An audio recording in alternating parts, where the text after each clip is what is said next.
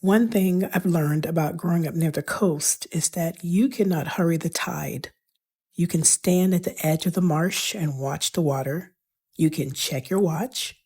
You can wish it would come faster. It doesn't matter. The tide keeps its own time. I think about that whenever I read the book of Joel. Joel was writing to people who knew what it felt like to watch the land fail them. Their fields had been stripped bare, their confidence had been gone with them, and everything they depended on seemed uncertain.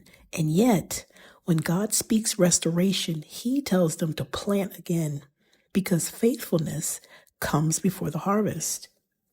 Before we go any further, let me ask you something. What are you carrying right now that was never actually yours to carry? Sit with that for a moment. One of the hardest lessons I've had to learn is that not everything depends on me. That sounds obvious, doesn't it? It isn't.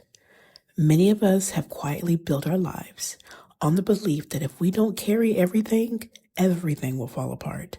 We call it responsibility. Sometimes it is, but sometimes it's something else. Sometimes it's the belief that everything depends on us. That if we loosen our grip for even a moment, everything we've built will come undone. Joel reminds the people to plant again. God gives growth. We cultivate. Those are not the same job. Somewhere along the way, we've confused faithfulness with control. We think responsible means guaranteeing the outcome. Scripture never asks us to do that. I think of a farmer standing in a freshly planted field. She didn't make the seed grow. She can't command the rain. She can't hurry the sun. All she can do is prepare the soil, plant the seed, and tend the field. But then comes the hardest part, waiting. Waiting is its own kind of work because it requires trust. Trust says, faithfully do today's work without demanding tomorrow's results.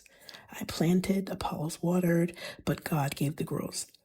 1 Corinthians 3:6. Two different people, two different assignments, yet neither of them carry the responsibility of making anything grow. That's permission for us. Permission to plant without guaranteeing the outcome. Permission to love without controlling the response. Permission to do good without believing the entire world rests on our shoulders. I wonder how much of our exhaustion comes from practicing control instead of practicing trust. How much of our anxiety comes from carrying responsibilities God never assigned to us in the first place. Maybe that's what Jesus meant when he called himself the true vine. Branches don't strain to produce fruit. They remain connected. Life flows through them. The fruit comes because of where they're rooted. That's an invitation for us too, to stop measuring our lives by what we've accomplished, to spend more time paying attention to what is forming us.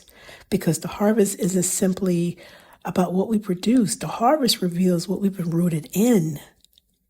And maybe faith isn't believing everything will unfold exactly as we plan. Maybe faith is planning anyway, tending what has been entrusted to us, releasing what never was, and trusting that God, who gives growth, has not forgotten the field.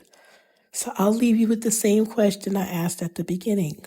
What are you carrying that you were never meant to carry?